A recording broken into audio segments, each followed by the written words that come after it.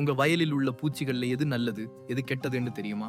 நன்மை செய்யும் பூச்சிகள் தானாகவே வந்து உங்கள் பயிர்களை காப்பாற்றும் ரகசியம் இதோ. வயலில் உள்ள பூச்சிகளை எல்லாம் கொல்ல வேண்டாம். இலைகளை சாப்பிடும் சைவ பூச்சிகள் தான் கெட்டவை. அந்த கெட்ட பூச்சிகளை சாப்பிடும் அசைவ பூச்சிகள் தான் நல்லவை. இந்த அற்புதமான இயற்கை சமநிலை பற்றி தெரியுமா? நெல், கரும்பு, பருத்தி எந்த பயிராயினும் 15வது நாளில் அசுவினி, தத்துப்பூச்சி, இலைப்பேன் போன்ற சாறு உறிஞ்சும் பூச்சிகள் வரும். ஆனால் கவலைப்பட தேவையில்லை. இவை வந்தவுடனேயே இவற்றை சாப்பிடும் சிலந்தி, பொறிவண்டு, குளவி போன்ற நன்மை செய்யும் பூச்சிகள் தானாகவே வயலுக்கு வந்துவிடும். இந்த இயற்கை பாதுகாப்பு சிஸ்டம் எப்படி வேலை செய்கிறது தெரியுமா? வரப்பில காராமணி பயிரிட்டால் கெட்ட பூச்சிகள் கூட்டமாக வரும். அப்போது நல்ல பூச்சிகளும் வந்து சேரும். இவைதான் உங்கள் வயலின் எல்லை பாதுகாப்பு படை. ஆமணக்கு செடியை வெளிவட்டத்தில் நட்டால் கெட்ட பூச்சிகள் அங்கேயே முட்டையிடும். வாரம் ஒருமுறை இலைக்கு மேல் உள்ள பூச்சிகளை கையால் சேகரித்து அழிக்கலாம்.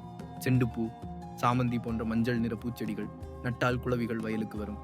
இந்த முறையில் 80% நல்ல பூச்சிகள் இருக்கும். மீதம் உள்ள கெட்ட பூச்சிகளுக்கு வேம்பங்கொட்டை, பூண்டு சாறு பயன்படுத்தலாம். இந்த இயற்கை முறையை பின்பற்றினால் பூச்சிக்கொல்லி மருந்து தேவையே இல்லை.